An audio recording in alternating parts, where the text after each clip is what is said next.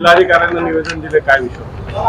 आज जिल्हा काँग्रेस महिला कमिटीच्या वतीने जिल्हाधिकारी साहेब तसेच यांच्या मार्फत विभागीय आयुक्त आणि पोलीस आयुक्त कार्यालयात आम्ही आमचं निवेदन फॉरवर्ड केले। निवेदनाचा महत्त्वाचा मुद्दा असा आहे की महायुती सरकारने विधानसभा निवडणुकीच्या काळामध्ये आमच्या लाडक्या बहिणींना जे आश्वासन दिलं होतं की तत्कालीन जी लाडकी बहीण योजना आहे त्याची रक्कम त्या योजनेची रक्कम 1,500 इतकी लाडक्या बहिणींना वितरित केली जात होती, परंतु विधानसभेच्या निवडणुकीच्या तोंडावरती लाडक्या बहिणींना तीच 1,500 रुपये रक्कम महायुती सरकार सत्तेत आल्यानंतर आणि त्यांचे आमदार निवडून आल्यानंतर 1,500ची रक्कम वाढवून 2,100 रुपये करण्यात येईल असं आश्वासन महायुती सरकारने आमच्या लाडक्या बहिणींना दिलं होतं।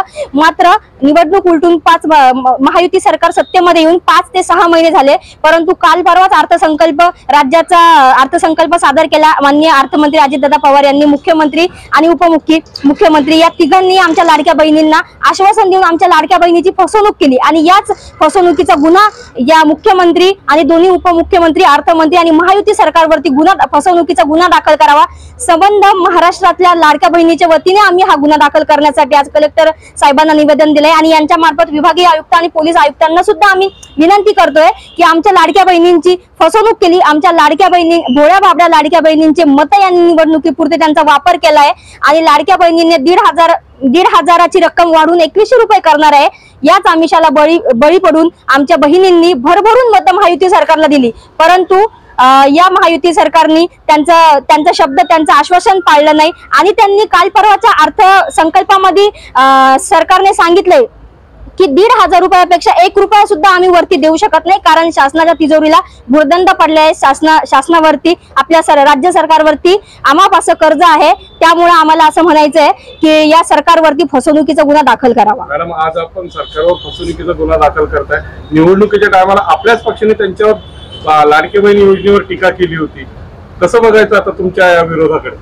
आम्ही टीका केली होती कारण आम्ही सुद्धा जाहीरनाम्यामध्ये म्हटलं होतं आम्ही आमच्या लाडक्या बहिणींना 3,000 रुपये सत्तेमध्ये आल्यावर यांनी आमच्या लाडक्या बहिणीची अगदी 1,500 रुपये एवढी किंमत ठरवली म्हणून आम्ही टीका केली, परंतु इतकं सगळं होऊन सुद्धा आमच्या लाडक्या बहिणींनी भरभरून असे मत महायुती सरकारला दिले आणि आमच्या लाडक्या बहिणींमुळेच महायुती सरकार आज सत्तेमध्ये आहे। आपण म्हणताय आमची 1,500 आमच्या मताची एवढी किंमत केली, दिल्लीमध्ये तर तुम्ही 2,000 रुपये सांगितले होते, मग ती 2,000 रुपये महाराष्ट्राला वेगळा कायदा आणि दिल्लीला वेगळा कायदा आहे का? बाहेरच्या राज्यामध्ये आमचं सरकार आहे तेलंगणा वगैरे मध्ये, तेलंगणामध्ये सुद्धा लाडक्या बहिणींना आम्ही जी योजनेची रक्कम ठरवली होती आमचं सरकार सत्तेमध्ये आहे आणि आता तुम्ही तिथला आढावा घ्या, पत्रकार बांधवांना सगळं माहिती आहे। तिथल्या लाडक्या बहिणींना आम्ही सांगितलेली रक्कम आम्ही सत्तेत आल्यापासून महिन्याच्या महिन्याला ती रक्कम त्यांच्या अकाउंटवरती जाते। मॅडम, महाराष्ट्रासमोर सध्या दुष्काळ आहे, बेरोजगारी आहे, याच्यापेक्षा मोठमोठाले प्रश्न आहेत, तिजोरीत खडखडा आहे। या प्रश्नांकडे लक्ष न देता पक्ष आणि आपण स्वतः आपण एक जिल्हा अध्यक्ष आहात पक्षाच्या, आपण फक्त महिलांच्या लाडकी बहीण योजनेकडे बाबत बोलताय, काय बघायचं?